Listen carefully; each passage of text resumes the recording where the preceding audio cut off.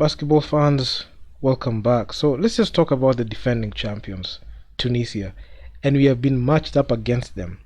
Honestly, if you ask me, this is a no contest because they are looking to defend their championship, and Tunisia, in the whole AfroBasket run that they had, they did not take a single loss, and they went and swept through every single team.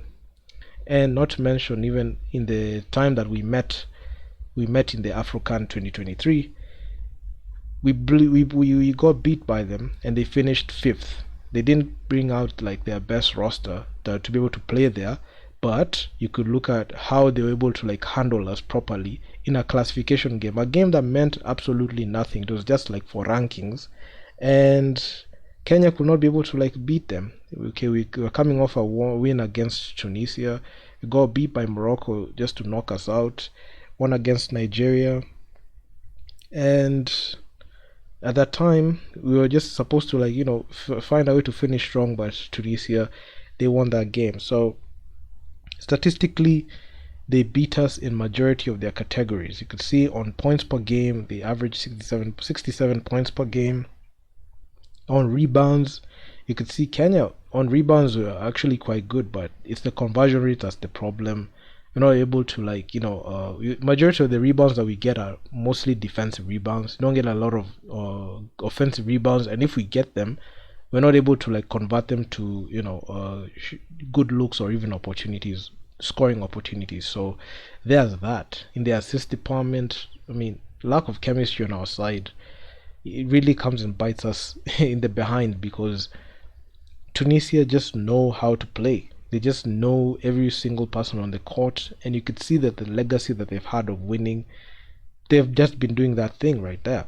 And there's no way you can be able to beat them in there, because they have players that have played in the BAL. Remember the USM team, they won in the BAL, and some of the players who play for USM play for the national team, and they have been phenomenal.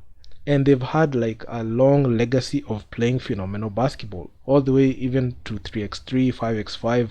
They have been good. They have been excellent, both the men and women. So looking at even the types of shots that they take, they already know what shots they need to take. They in this matchup, in the whole AfroBasket, even the AfroBasket run, looking at even the Afrocan that we played, because in the stats on the screen they're reflective of the Afrocan that we played against them.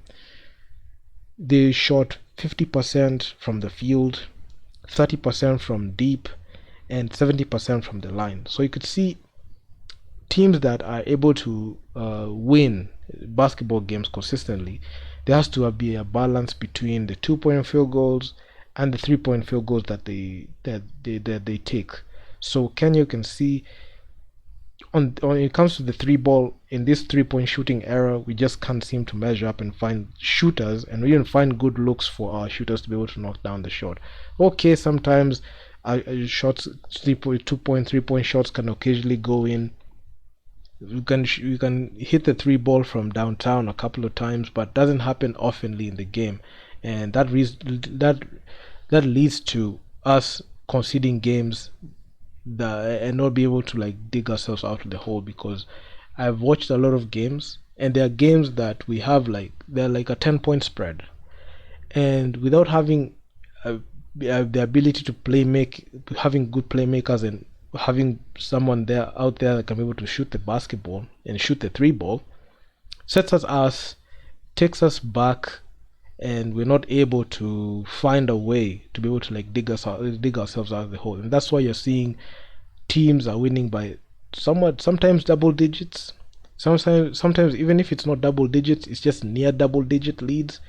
And honestly, if you ask me, some wins are sometimes we lose, and it's us to blame, because we're not able to like find people. You're not able to like our coaching staff. I know I've talked about our coaching staff. I've talked about our team managers. I've talked about even the players' mentality towards these tournaments.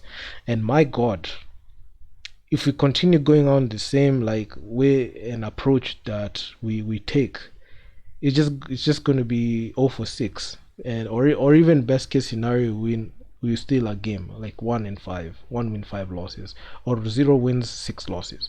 because sometimes I feel like if we're not able to like lock in and have a coach that can be able to draw up plays and be able to utilize our players well, because one thing I've seen from these elite teams, they have a specific team that they can put at a specific time, and they have specialists. We have a guy who knows how to shoot the three ball, and plays are crafted in that guy's favor.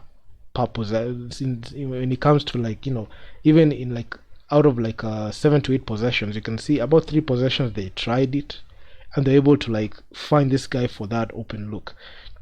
So that's the same thing that should even happen on our side, because we're having players that individually they are very good, individually they are top quality, but when it comes to overall team quality, we don't have that the same production.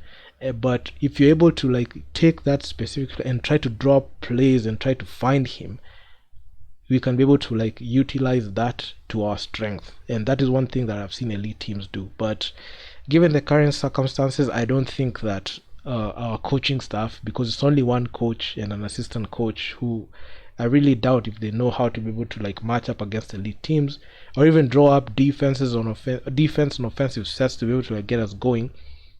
I don't think that Tunisia are going to drop a single game against us. And I've talked about Angola, how Angola are just on that level. I've not even talked about even their FIBA Afrocan.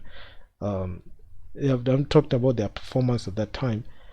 We're even looking at what they did in the FIBA World Cup qualifiers, in the AfroBasket qualifiers, and also in the AfroBasket itself.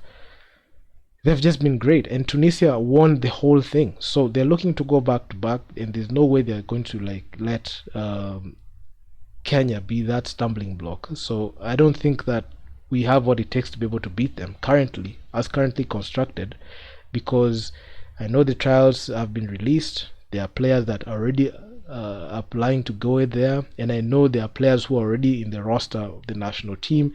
They're just waiting for a call up. But the politics that is going into like roster selection, team selection. Yeah, I mean, it's just going to work against us, and we're not going to be able to like send the best team to the AfroBasket. Even given the time that we have so much time to start the preparations that are going to necessitate the success. But honestly, if you ask me, it's just going to be rinse and repeat the way we have been seeing it through. So unless they make some changes strategically, and get a hire a coach that can be able to like get us wins, and not go with like a coach like Coach Cliff, who can't do anything in such a stage, it's just going to be it for us. So yeah, man, if you guys like the video, make sure to leave your feedback down in the comments on what you think. I know these videos are actually I actually did some research, and I saw like these videos are quite entertaining for me, because I just try to like give you guys the stats. And yeah, I'm out, guys. Peace.